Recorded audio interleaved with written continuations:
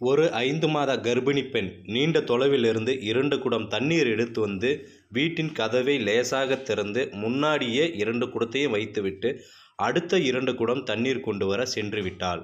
அந்த நேரம் அவளின் கணவன் வேலையிலிருந்து மதிய சாப்பாட்டிற்காக வீட்டுக்கு வருகிறான். நல்ல வெயில், பசி வேறு அவனுக்கு. வெயிலில் வந்ததால் உள்ளே இருந்த குடத்தை கவனிக்காமல் கதவை திறந்து செல்ல குடம் தட்டுப்பட்டு விழுந்து விடுகிறான். 2 குடம் தண்ணீரும் கொட்டி விடுகிறது. அவனுக்கு மனைவி மீது கடுமையான கோபம் வந்து விடுகிறது. கொஞ்சமாவது இவளுக்கு அறிவு வேணாமா? இப்படியா கதவுக்கு முன்னாடியே தண்ணீர் குடத்தை வைப்பது?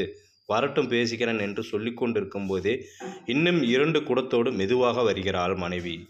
தூக்கி வந்த குடத்தை இறக்க விடாமல் அவளை திட்டுகிறான்.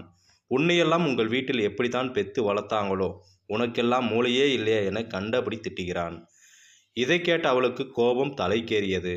நான் எவ்வளவு கஷ்டப்பட்டு வாந்தி மயக்கத்தோடு எவ்வளவு தூரத்திலிருந்து இந்த தண்ணியை கொண்டு வரேன் தெரியுமா? கண்ணை எங்கே வச்சுக்கிட்டு போனீங்க என்று அவள் கேட்க, இப்படியே ஒருவருக்கொருவர் பேசி வார்த்தை பெரிதாகி அவன் அவளை அறைந்து விடுகிறான். உடனே அவள், இனி ஒரு நிமிஷம் கூட உன் கூட நான் வாழ மாட்டேன் என்று சொல்லிவிட்டு வாயும் வயிறுமாக அவளின் அம்மா வீட்டுக்கு சென்று விடுகிறாள். இது கணவன் மனைவிக்குள் ஒரு சின்ன பிரச்சனை எவ்வளவு பெரிய முடிவை எடுக்க வைத்து விட்டது என்பதை கூறும் கதை. சரி, இந்த கதையின் முடிவு இப்படி இருந்தால் எப்படி இருக்கும்? வாருங்கள் பார்ப்போம். அவன் குடம் தடுக்கி விழுந்து தண்ணீரை கொட்டிவிட்டான்.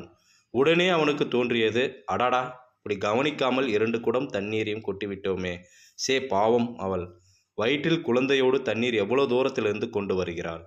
முதல் வேளையாக அவள் வந்தவுடன் மன்னிப்பு கேட்டுவிட்டு நாமே போய் 2 குடம் தண்ணீரையும் எடுத்து கொடுக்க வேண்டும் என நினைத்து கொண்டிருக்கும் போதே அவள் தண்ணீரோடு வருகிறாள்.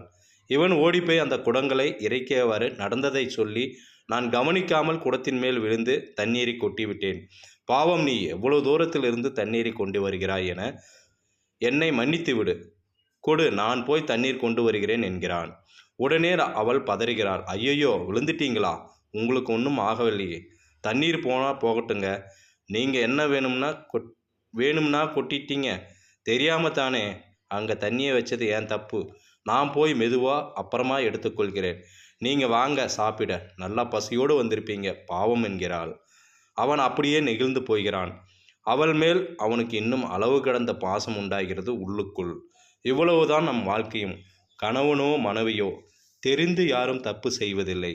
இருவரில் ஒருவர் படி இறங்கினால் மற்றவர் கண்டிப்பாக 10 படங்கி இறங்கி வருவார். நம்மை பார்த்து நம் பிள்ளைகள் வளர வேண்டும். புரிதலும் விட்டு கொடுத்தலுமே வாழ்க்கை. இதுபோன்ற ஒரு சுவாரஸ்ய தகவலோடு மீண்டும் உங்களை சந்திக்கிறேன். நன்றி, வணக்கம். இந்த வீடியோ உங்களுக்கு பிடிச்சிருந்ததுன்னா லைக் பண்ணுங்கள், கமெண்ட் பண்ணுங்கள், உங்கள் நண்பர்களுக்கு மறக்காமல் ஷேர் பண்ணிவிடுங்க.